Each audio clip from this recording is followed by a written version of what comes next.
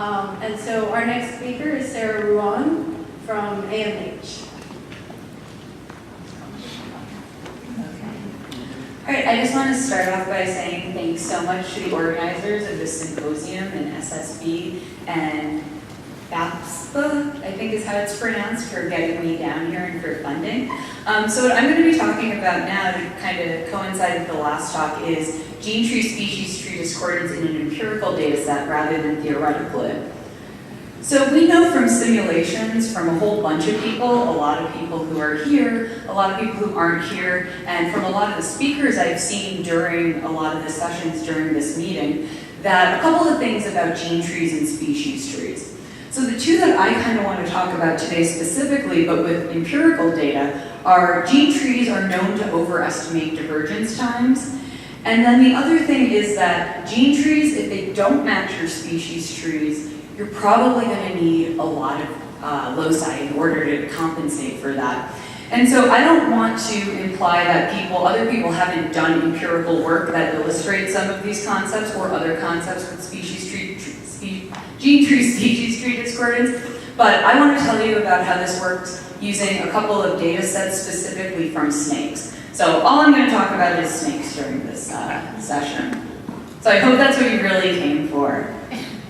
So the first thing I'm going to talk about is related to this overestimation of divergence times when you're using gene trees rather than species trees. So what I'm going to talk about for this data set are milk snakes. So this is what I've worked on for my dissertation. And just to give a little bit of background before I go into the nuts and bolts of the discordance, so for a long time milk snakes were considered this one species. And not just a single species in the United States, but a single species that ranges all the way from eastern Canada or southeastern Canada, throughout the United States, throughout Central America, getting all the way to the southern extent in Ecuador. And these snakes are considered oftentimes exemplars in Batesian mimicry studies. If you take a look at the snake that's right here, the scarlet king snake, which was part of milk snakes, this is a really nice example of a snake that's often used or considered a coral snake mimic. The other thing is that even though this one looks great as a mimic, these snakes are incredibly morphologically variable. And I couldn't really give a talk about milk snakes, even though they're not quite the focus, without going through some of this really cool morphology that they have with respect to color pattern. So if we take a look at some of the variation you see in these snakes, you might be shocked to think anyone ever thought they were a single species. So you've got these kind of drabber ones, orange-colored ones that are really bright orange. You've got snakes that are red and framed. You've got snakes that are actually all black as adults. Those snakes in Costa Rica and Panama start off tricolored as babies and only turn black as they reach maturity. And then, of course, our beautiful little scarlet king snake example here. So these snakes have a crazy amount of color pattern variation. And so it's a little bit surprising they've been considered one species, but it's thought maybe they were hybridizing as they came into contact with one another.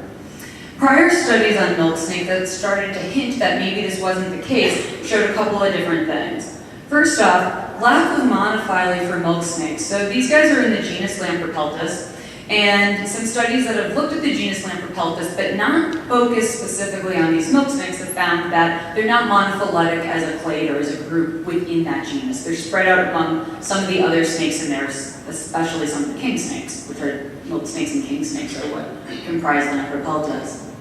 The other thing that's sort of interesting about these prior studies is that the divergence times when these trees are dated, and including milk snakes, show that for the genus Lamprepeltis, you've got a lot of divergence times that take place during the Miocene. And this is not shocking, but a little surprising that so many of them are so old, because we think in North America, as well as in Central and South America, that more recent Pleistocene glacial cycles may have played a big part in causing speciation, and so these would predate that. So that's a little bit surprising. But these two things have only been illustrated using data sets that are using gene trees and not really species trees. So that's a bit of a caveat considering how much we actually know about how this can cause problems. So why do gene trees actually overestimate divergence times? So there's been some simulation work as well as some empirical work that kind of illustrates this, but the reason for this is that genes are typically that variation that's there. It often is taking place or diverging prior to the divergence of the species. So if we've got three loci or genes here, A, B, and we've got species 1, species 2, that range of genetic divergence is taking place prior to the time of speciation for those. And so that's what causes this sort of phenomena of having gene trees if you're making a dated tree of some sort. If it's based on a gene tree and not a species tree, it's not taking this into account because it doesn't explicitly model this. On the plus side, a lot of coalescent methods that we're now using more and more, something like Starbase, is able to deal with this particular problem. So I'm not going to go into the delimitation of the milk snakes, and for any snake people in the audience, I'll point out that one of the snakes here is not a milk snake, it's an alternate, it's a gray-banded king snake, but it happened to be in this figure for other reasons. But we have 7 versus 1 species now. That brings us, at the time that I was working on this, to a total of 21 species in the genus Lampropeltis. Some work that's come out since, or that'll be coming out soon, will show that there's probably a few more than that. And now that we've got sort of a handle on how many species are there in the genus Lampropeltis, we've added these 6 additional species through delimiting milk snakes, we can look at how do the divergence times, we can kind of go back to those previous studies that show the Miocene times, how do these divergence times using gene tree and species tree methods compare with one another for the genus Lampropeltis? So I constructed 2 trees using same taxa, same individuals, so the same 21 species, the same outgroups, the same exact individuals in fact, so the same numbers of loci for everybody. The same fossil priors and parameterizations, and I want to point out that these fossil priors and parameterizations also matched the prior studies that dated this group. And then the same 10 loci. So this was based on 10 nuclear DNA, 10 nuclear loci. The mitochondrial loci in this group show some signs of introgression, so that sort of violates the assumptions if you're going to use a program like Starbase. So those were removed from this particular analysis. And I did 2 things. I made a concatenated tree in Beast, and then I made a species tree in Starbase using all these particular taxa, priors, and loci. And again, all for the same individuals.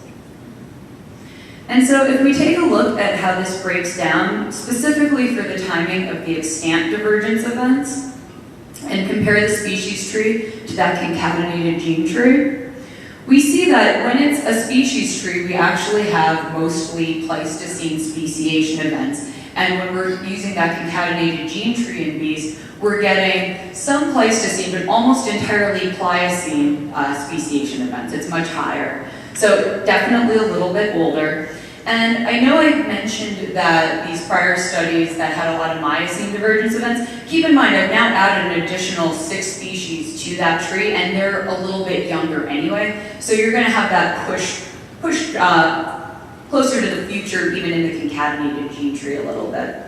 So it's not a direct comparison to that older study because there's just more taxa here. And if we look at how this really breaks down, we have almost twice as many divergences in the Pleistocene for the species tree when compared to that concatenated gene tree. And then we're having less and less as we go further back in time, with 5 in the Pliocene, 1 in the Miocene, versus 10 and 2 in the Pliocene and Miocene.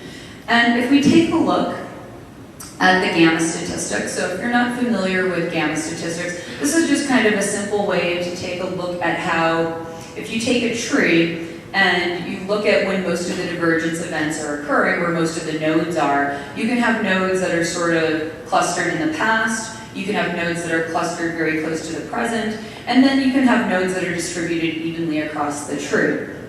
And one of the things that we found in this particular study is that that gamma statistic, when you're making a species tree and you run it through there, you find that the nodes are really distributed pretty evenly throughout the tree. There's not any real big signal for really recent diversification or really old diversification. But when you take a look at that concatenated tree, you get, again, a signal that most of the divergence times have occurred more in the past, that there's maybe been this early burst of speciation and that it's slowed as we go towards the present. So that's another discrepancy between the two, the gene tree and the species tree here with respect to timing of divergence. If we look at how those dates and those nodes are distributed, here we can see that the mean dates of the concatenated tree are significantly older than the mean dates of the species tree using just a simple Wilcoxon rank test.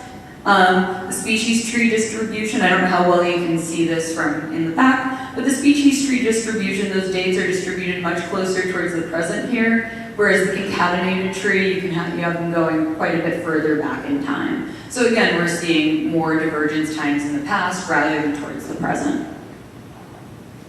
In addition, one of the really interesting things with respect to these dates is that the difference in the mean times, which I'm referring to here on the y-axis as branching time error, one of the really interesting things that we see here is that that difference in mean times, that error, is greater here towards more recent divergence events. So the more recently we look at the difference between the dates, so the more recent nodes between the concatenated tree and the species tree, the greater that discrepancy between the times is. And as you go further and further towards the past, it's not quite as big of a deal. It's still a problem, they're still not the same, but you're having a bigger problem towards the present rather than the past in this particular data set.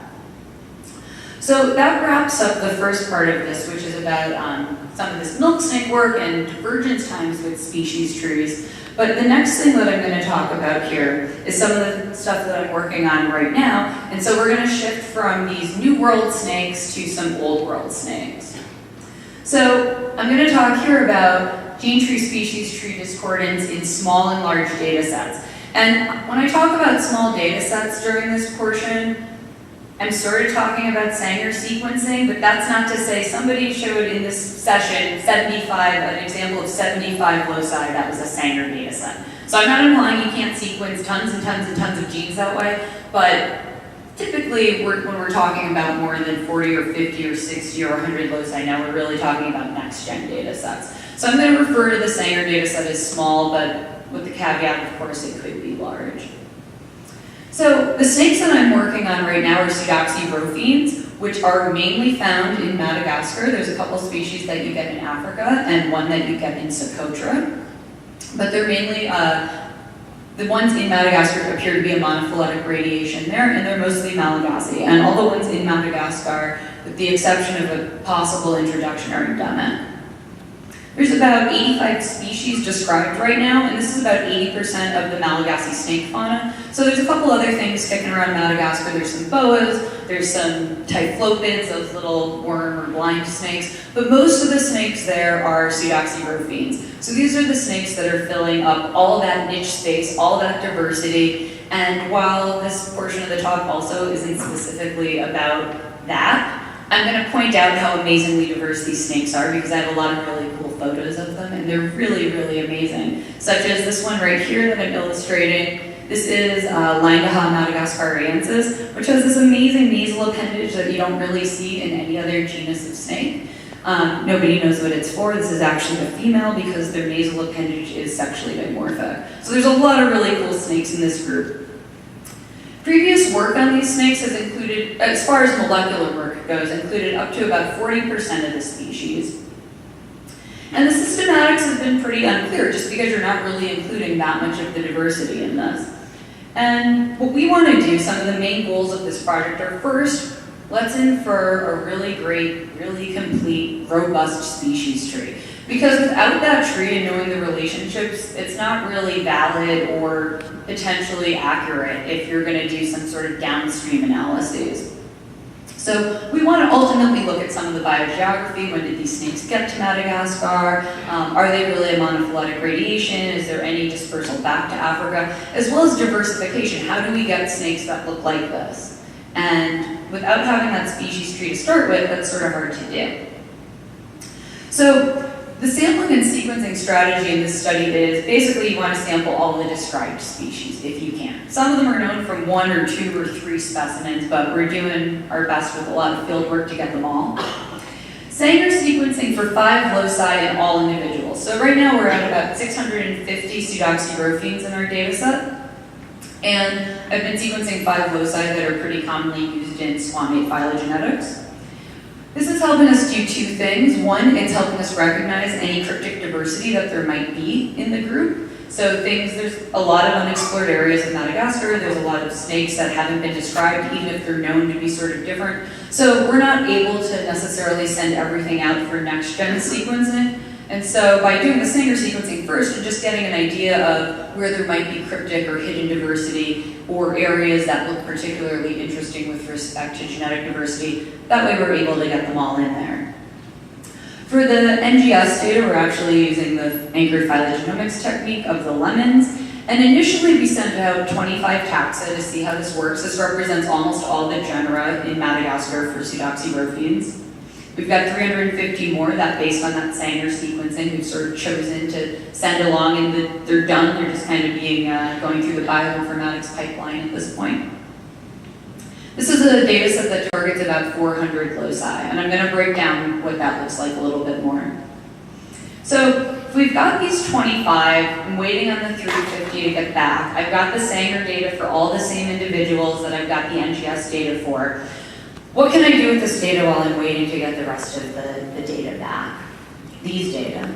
Current pseudoxyrophenine data that I have, how do generic phylogenies for this group compare using different data sets and different tree inference methods? So this is just another nice example of some of that really amazing morphological diversity that you see in those snakes.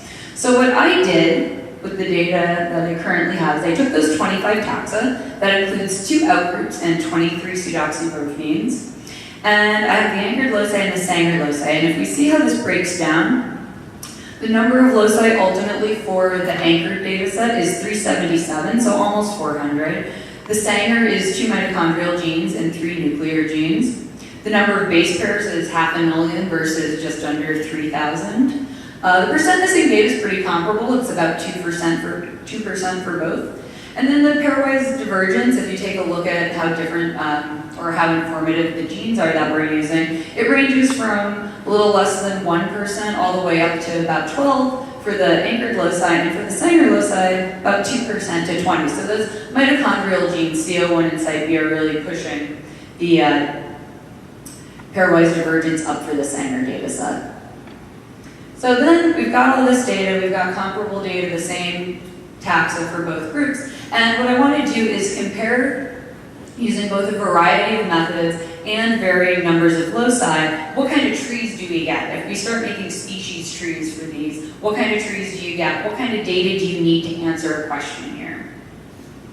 So the tree inference methods, I think by now a lot of people are pretty familiar with a lot of these, so I'm not going to go into great detail, but just to give a brief overview on them.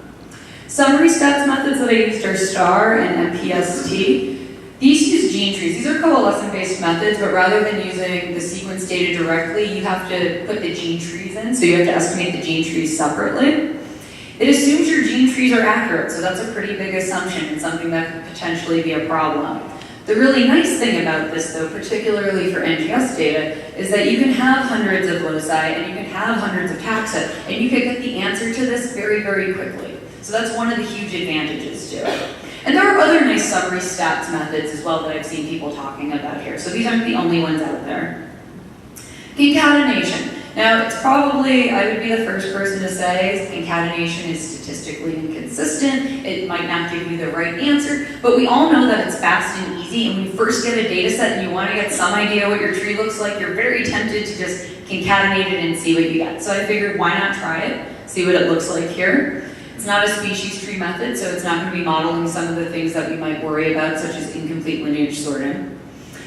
Under certain conditions, though, there's definitely evidence that you get an accurate topology, so it's not necessarily a waste or something not to do. And then, of course, I don't want to say everybody's favorite species tree method, but one that I really like to use is Starbase. It's robust, even with few loci sometimes. It can be, I've seen simulations that show even 4 to 8 loci can give you the right answer. There's a really nice empirical paper by Harris et al. From 2014 on chickadees that shows that 15 seems to be a really good number for Starbase to start performing well when you compare it to really big data sets. So I'm going to say 15 loci might work okay. It's computationally intensive. So this is the big drawback and why you're not using it with your next-gen data. And it's not really useful whether you have hundreds of loci, but you also can't have hundreds of taxa as well. And so what I did was I took this NGS data and the Sanger data and I broke it down using all these different methods. So the NGS data, it's great for the summary stats methods. It might work well for concatenation, I don't know, but I figured why not give it a try. The Sanger data, There's certainly evidence that the summary stats methods might need more loci, but I have the data here, so I figured why not try it? And a lot of people have smaller data sets. You want to know what's going to work and what new methods may or may not work well. And then the NGS data, you might not be able to put in all 400 loci, but with 25 taxa, you can take 15 of those loci and see how that works out. And so that's what I did here.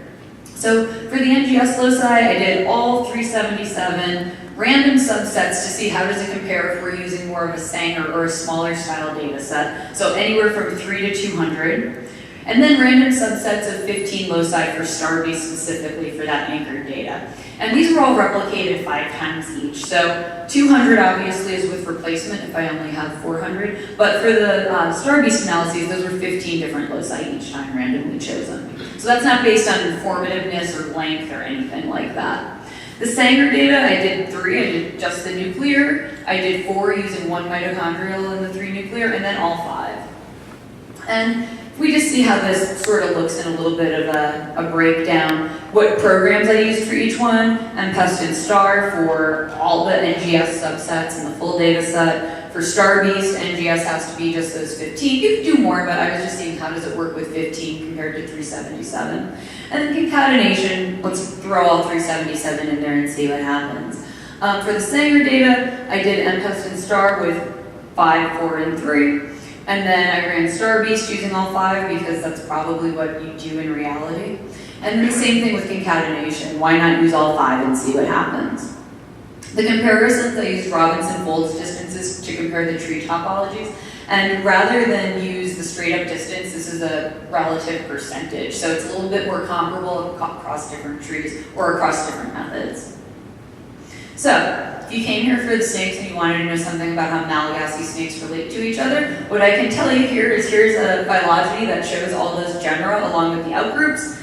And we find that if you use all the anchored loci or you use any of those 15 locus subsets in Starbase, you end up getting an RF distance of 0%. All these trees are identical, whether you concatenate that data with the anchor data set, whether you use Starbase with 15 or you use the summary stats methods, you get this really nice phylogeny that in general is really highly supported for all the different methods, and the same nodes have the same low support regardless of which method you use. Pseudoxyrophenes in this tree are in fact monophyletic, and we have evidence here. One of the pseudoxyrophenes in this is Jubaria, which is one of those African taxa, and so it's outside of Malagasy radiation, so that's really nice to get some sort of confirmation for this.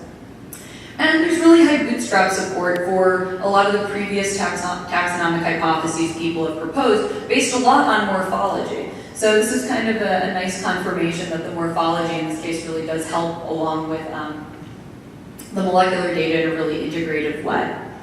If we take a look at comparing just those NGS subsets for the RF distances, this might be a little bit harder to see than I would have expected, but we'll go back. Okay. We can see here that when we're at 3, 4, 5, 10, 25, up until you hit about 50, you're going to have a lot of bouncing around. Your trees aren't going to be consistently well estimated compared to the 377 locust tree. Once you hit 50, you sort of plateau out. So I want to point out that those 50, 100, or 200, some of those are 0% difference, but because these are averages, some of them are higher. So it's just kind of a luck of the draw whether you're picking the loci that are giving you 0 versus not. And all the discordance, once you hit 50 where that starts bouncing around, it's just one node that flips between one particular spot. And it's the snake here, Leophilodophus. If we take a look at how do those Sanger trees compare to that 377 locust data set, don't focus too much on the stuff that's gray, that's not so awesome. What's really good here is if you use all 5 loci, that's as close as you're going to get, and you have to use Starbase in this circumstance in order to get there. So it's still not an identical topology, but it's 10%. I think that on this tree, that's about 2 nodes moving around the tree. And so it's not really that bad. And you could probably get better if you added just a few more loci in there. So last sort of, this isn't really an analysis, but a visualization I want to show is if we compare what do those gene trees versus that 377 species tree look like. This doesn't look as good up here as it looks on my computer, because it's a little bit, not pixelated, but hard to see. Those 5 Sanger loci, this is a tree of trees that shows how they relate. So the 5 Sanger loci, if the species tree is here, each of those Sanger loci is branching off from it. None of them are identical to the species tree. And if you take 50 of those NGS loci, and it doesn't matter which 50 you take, I replicated this for the entire thing, none of them are identical to the species tree as well, although you get pretty close with a lot of them. So you're getting a lot of the same nodes coming up over and over and over and over and over again. So the gene trees in this case do not equal the species tree, no matter how many loci you have in there. So what methods do you want to use in order to make a reliable phylogeny? That's what we all really want to know. We want to know how many loci do you need to do it. So for the summary methods, 50 loci or more, you're getting basically equivalent trees. You need a lot of loci to do that. At 50, you're probably going to start looking at NGS data and not necessarily doing Sanger sequencing at this point. And you're assuming your gene trees are perfect, and that's a whole nother talk that I'm not giving today. Concatenation, under the right circumstances, you are maybe going to get an equivalent topology, so that's great when you take a first look at your data. You're still going to have problems, as I mentioned earlier, with things like divergence times. You're not taking into account incomplete lineage sorting, etc., all the problems we sort of know about. For Starbase, 15 loci seems to be about equivalent for the summary stats methods when you're using 50 or more loci. So if you have a smaller data set, this might be the way to go. You can't use many taxa or loci though. So if you have 15 loci, but you've got 500 taxa, you're still going to run into this problem again. So depending on the method that you're using, hundreds of loci might not be necessary, but this is probably a product of the diversification rates of your group, how old are they, things like that. So it's not really a one-size-fits-all sort of problem or solution for that matter. And so what I really want to conclude with here is that now is really the time, and especially if you've seen a lot of the talks here at this meeting, we know a lot about how methods perform both theoretically and empirically, and of course we're going to know more in the future, but there's a lot of information out there right now about how we could be getting good species tree estimates or good divergence time estimates and getting accurate topologies for the organisms that we're interested in. And this is sort of, if you think about this, and everybody thinks about this, not all questions require the same kind of data sets. If we're talking about molecular data, what you're going to use for looking between populations might not be what you're looking at deep time scales. And similar to that sort of thought, not all data sets really are going to use the same method. And so I would say if you're starting a study now, you should not just think about what kind of data you need, you should think about what kind of methods would you use to answer the questions you're interested in with that sort of data. And so ultimately, I think choosing the right data types and the right methods simultaneously as early as possible when you're running analyses is really the way to go with the kind of data we've got available to us now. And so there's a lot of people who collaborated on this work. I think Mike's the only one here, but a lot of other people who are back in the US right now. And funding, I want to thank everybody who contributed to helping me get here, the organizers of this symposium, and everybody who's helped or contributed to the field work. And I don't know if I have time for a question, but if I do, I'd be happy to take one.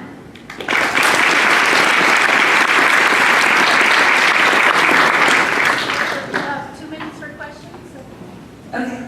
Do they need the microphone? So have you looked at which nodes are the ones which are unstable? Which are unstable? Yeah, I have. So when you take a look at any of the methods when you're starting to get accurate, if you're using just 3 random loci, a lot of the nodes come across as unstable. Once you start hitting around 5 though, you do see that in particular where I showed that there is some lower support for that one node and that there's this one taxon that bounces around, it really is that one particular node that seems to be causing the problem. There's another node on that tree that also is a little bit problematic, and although you find it in the same place topologically almost every time in the different methods, the bootstrap support or the posterior probabilities, if it's in Starbase, never ever get high. They're always hovering somewhere in the 50s or 60s.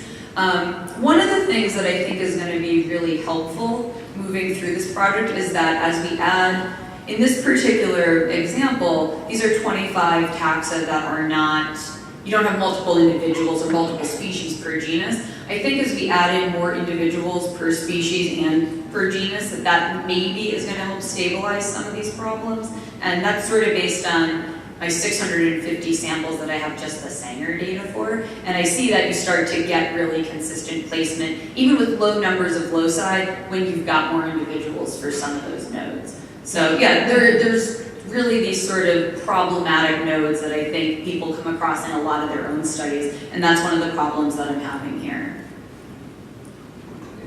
Sorry, no more time, but you can find me afterwards.